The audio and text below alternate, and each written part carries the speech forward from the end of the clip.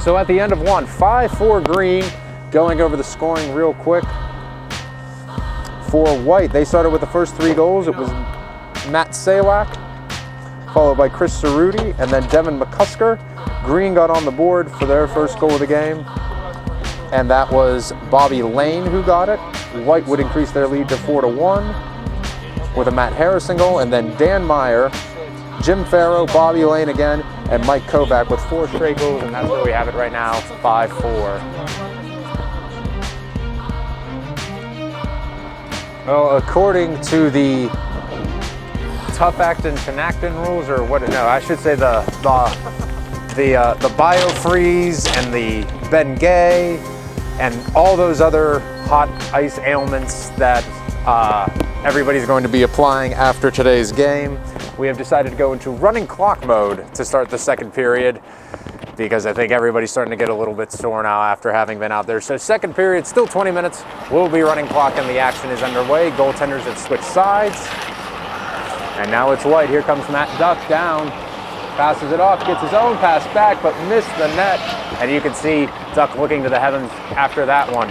Calling for the puck is Joe Meehan at the point, but it gets given away, but Meehan will actually get it back. And it'll go in, but right now offsides, so Green is able to bring it back out. They try to force the pass to the center, Matt Hott, coming now down along the left wing. He gives it out to his defenseman, that's Yanovich. Hott now with the slap shot. Goes right to the stick, though, I believe, of Jeff Christ. And now here's Ingersoll again. He brings it back down. And they're battling for it behind the boards. Hot out in front, now Yanovich with it at the point.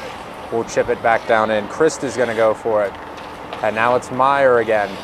Ingersoll all alone on the right point, has the puck, he's gonna let it go.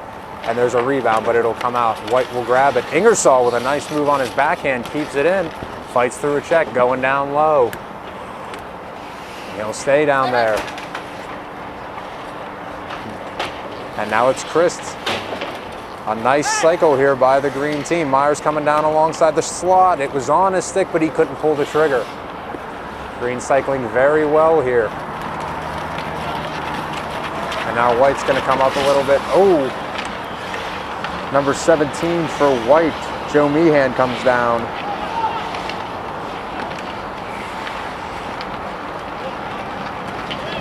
And now here comes Green on the breakaway. It's Christ. And he misses the net wide on the glove side off the give and go. You know he's going to be kicking himself for that one as well. Never going to see a juicier opportunity than that, Brian. No, and he missed it by a good 4 inches too. 18 minutes to go, second period, 5-4 Green. And now White going to try to sustain some off pressure down here. There's a shot by Hoffman that went off the side of the net.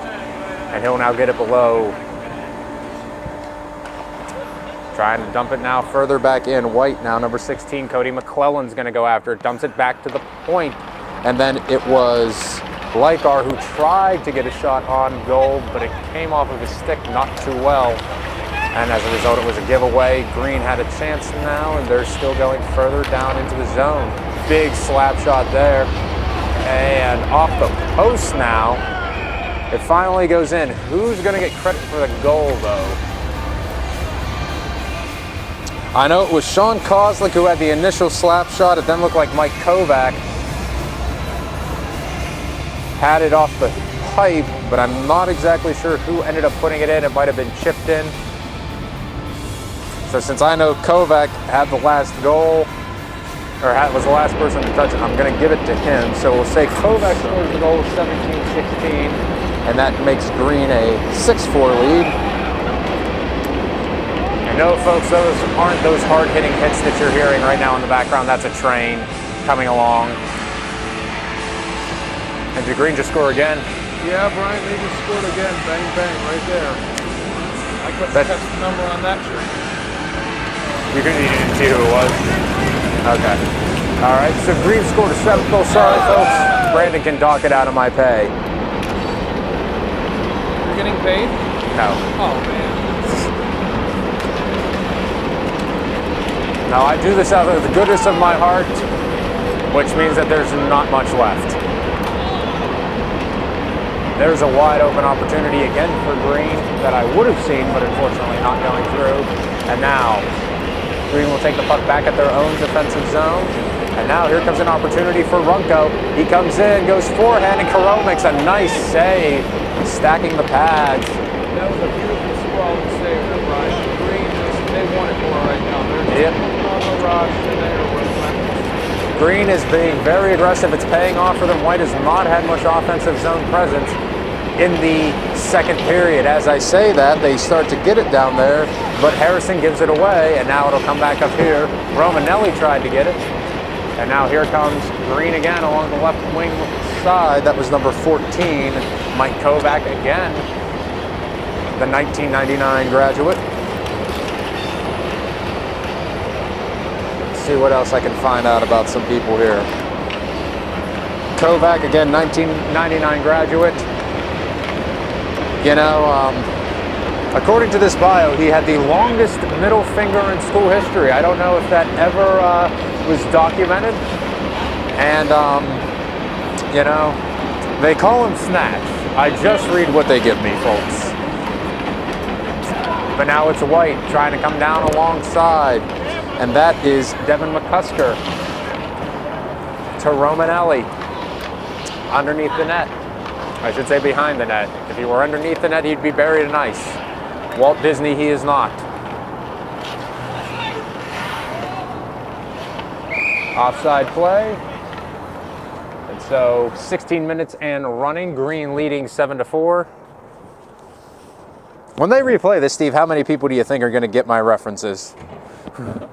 Well, that's tough to say. It depends on who's watching it there, Brian. They are hockey players, too. Thank goodness none of them know my address. No vote of confidence. Intelligence of a hockey player, huh? Well, it's usually, I think it's definitely equated to skill, because if you see me play hockey, let's just say my stick is called the Vortex because it's where scoring chances go to die. And there's a nice goal for Green. Speaking of scoring chances, Mike Duddy from 1997 getting the goal. Oh wait, was it a save or was it a goal? Looks like they're still having the face-off in the offensive zone, so it is a save for Caro. I apologize. I thought that one sneaked in. But now, look at this. Duddy, he said as far as his statistical achievements, he had the highest GPA on the team. So I wanted to give him the goal, and he's going to get my references.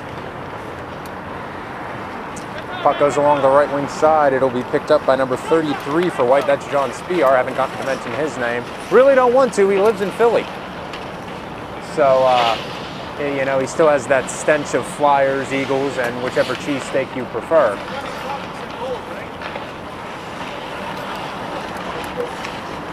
Here comes number 19 for Green.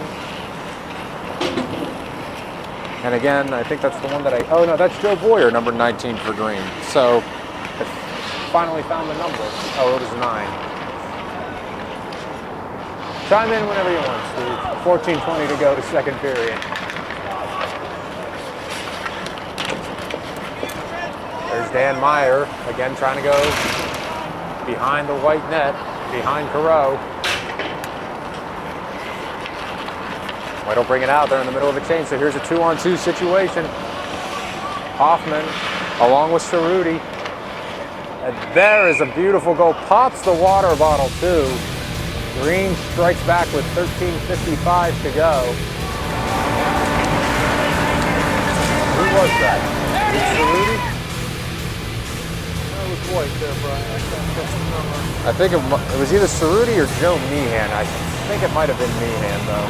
I was just about to say, we had a couple minutes of a lot of just back and forth skating. Stop that right there on the quick screen. So now 7-5, 13:52 to go, second period. Almost had another one. While I'm busy looking down and writing stuff down again. Green now has a chance here with a 2-on-1. One of the defenseman's going to be able to get back, though. Here's Meyer, tries to get it around, and now the backhand shot. Caro makes the save on it. That was a nice shot attempt there by Jeff Christ. Still couldn't get the puck. There's Yanovich. Ingersoll's going to step up, try to get it through, does, but now the third man for White helps him out. And Yanovich now is going to try to get it back in his own defensive zone. He'll pass it up to Chris, still inside the zone, but there's another giveaway. White gets it in, goes along, offsides right now, so White has to reset. Kanan's able to get the puck, gives it over to Yanovich. Now pressured along the side, he'll give it up to Ingersoll, who will play it along the boards. Here's Runko.